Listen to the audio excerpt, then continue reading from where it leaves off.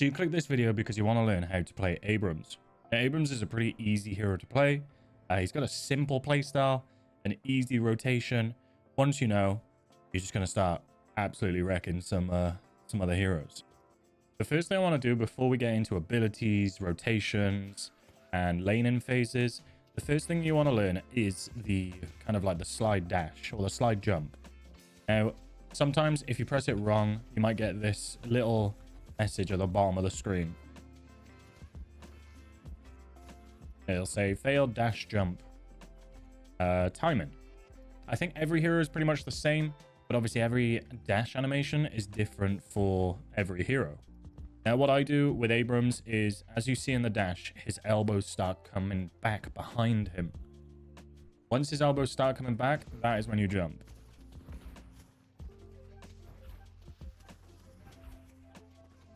This is huge for Abrams. Learning something like this can get you closer to the enemy. It can also get you further away and get you to safety. You can also then couple this with a slide, and whilst you're sliding, you get infinite ammo. So one shot, but I'm still 9 for 9. Another thing to be wary of before we jump in is the damage drop off. Now, every hero has this. Obviously, some heroes are going to do better at long range, depending on how you build. But even for Great Talon or Vindictor, the further you are from your enemy, the less damage you're going to do. Now, with Abrams and other up close and personal heroes, that is definitely the case. As you can see here, I'm hitting ones, maybe two on a headshot.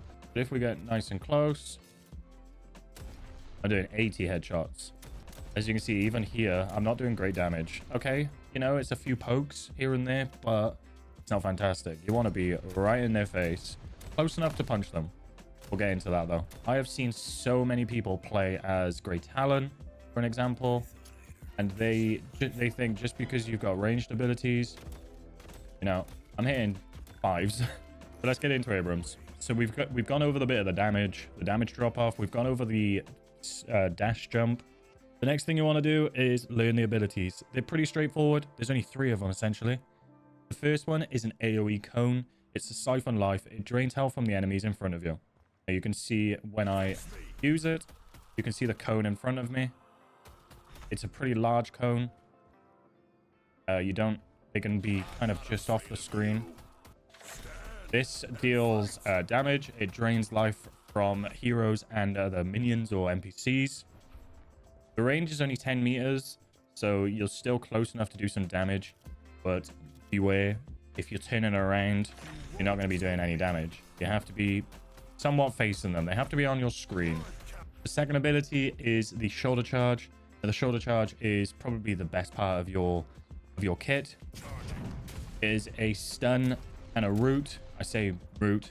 It roots them in place whilst you're being charged, and it's a stun if it hits a wall. Let me just spawn another one. For an example, if I don't hit anything, they don't get stunned. You know, they're rooted in place whilst you charge them. But if you don't hit a wall, getting close to a wall, there's a stun. Long enough for you to be able to do a heavy punch or an attack and a light punch.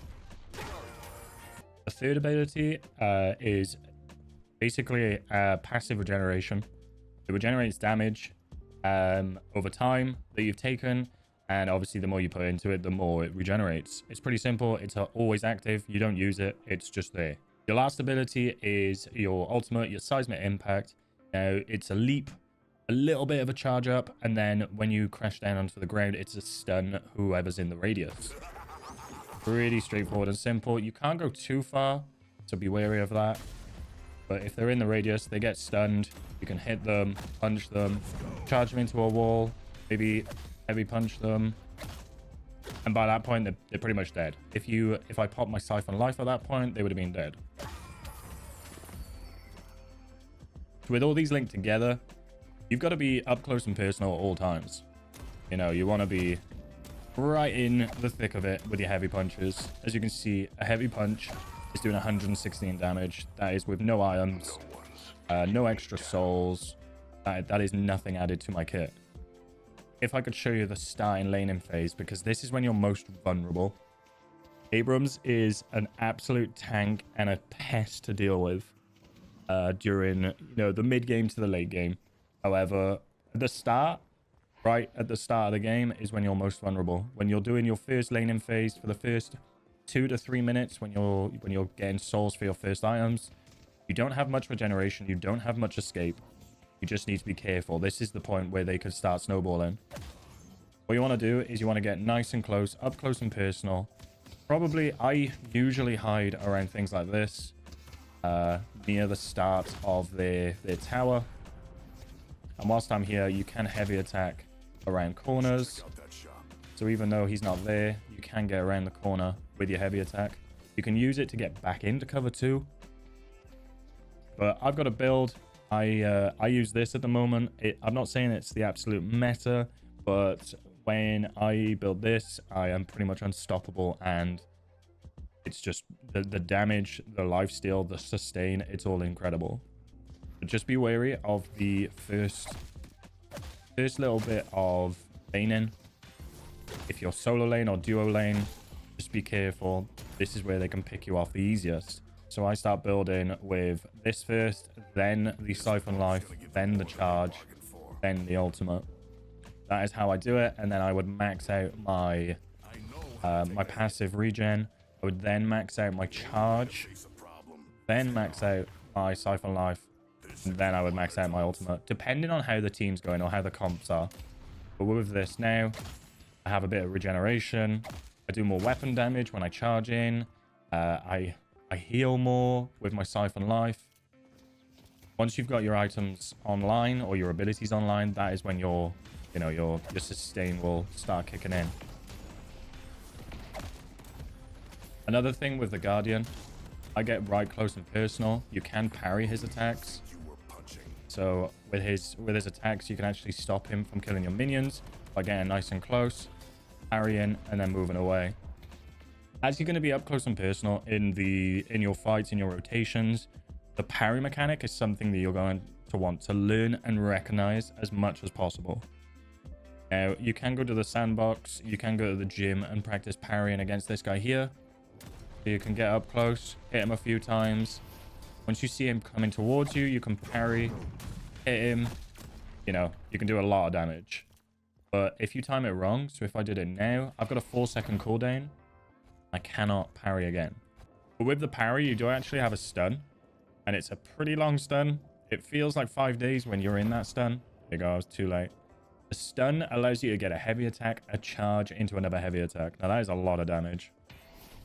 So I can do a heavy attack, a charge, another heavy attack. And then once your charge is fully upgraded, you get extra weapon damage if you hit him into a wall. Abrams, in a nutshell. You want to be up close and personal. You want to make sure your movement is pretty good. Make them keep guessing, because you don't want to just walk straight towards them. You can get in, stun them, hit them, get out, and you know you're a bit tanky as well, so you can deal with some of the damage. And honestly, with the builds, if you pick the first 5 items, you've got some melee lifesteal to provide some sustain. You've got endurance speed, so you can move faster. You get more health and you get more regen. Close quarters, you deal more damage when you're closer to the target. Your melee charge, every time you do a melee attack, you will reload your gun. So you'll never have to reload ever again. The Berserker, you do more damage as you take damage. If you just take those, obviously there's more items to get as you go down. You want to get some spirit items. But honestly, with a build, I would recommend using this build, but I would recommend also learning what each thing does. Because if you use kinetic dash, but you never actually use this jump, you have literally just wasted an item. As you can see here, I've got 3 bars of stamina. Now, if I do a jump and it triggers my kinetic dash, it allows me to not use the stamina, and then I get extra fire rate and more ammo for 8 seconds. So this is actually pretty big. I've done my kinetic dash. I've only used 1 rather than 2. I've got 14 ammo now, and my fire rate has actually improved. So with a lot of time with the builds are very situational. It depends on what team you're playing with. It depends on the team you're fighting. All I would say is if you're brand new to Deadlock, just keep playing characters or keep playing heroes, learning what their strengths and weaknesses are. Try and learn their play styles, because the more characters you play, you're essentially learning how your enemies will play at the same time. If you really know how a haze plays, or if you've played haze loads, when you're fighting a haze, you will then understand what he's going to try and do, where he's going to go, how he's going to try and hit you. You know, you're going to kind of anticipate what he's going to do or what he's going to throw at you. So if you're brand new and you're expecting to win every game, don't even bother. Just play the games, try and have fun, try and learn the characters, learn the builds, and just adapt over time, I'd say. Abrams is also great for being able to creep deny or CS. As you can see, if you get the last hit on the minions, or your teammate gets the last hit on the minions, you can see their souls do slowly rise up. Now, this is an opportunity for your teammates to either hit them or your enemy team to deny them. If we go over here, sorry, you have the green ones for the enemy minions, your kills. You have the red ones for your minions, so you can creep deny. Now, a good thing about Abrams, he's really strong in being able to creep deny because of his reload. He reloads one at a time, and you can interrupt the reload whenever you want. Whereas in a normal gunfight, if you're reloading, you're reloading. With Abrams' spread with his gun as well, it's pretty easy to hit them. But as you see, I'm just constantly reloading here, and there's no downtime. So if you're fighting a strong comp and you can't get close to them, or you don't have your lifesteal or some sustain yet, you can just sit at the back and just creep deny. Allow your teammate to do the poking, and you can just sit there and just deny.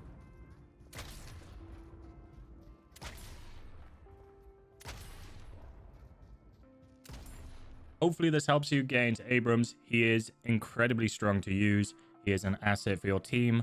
Whenever we play and we don't have an Abrams on our team, there's usually an Abrams on the other team, and he is a nightmare. So hopefully this helps you, and I will see you in the next one.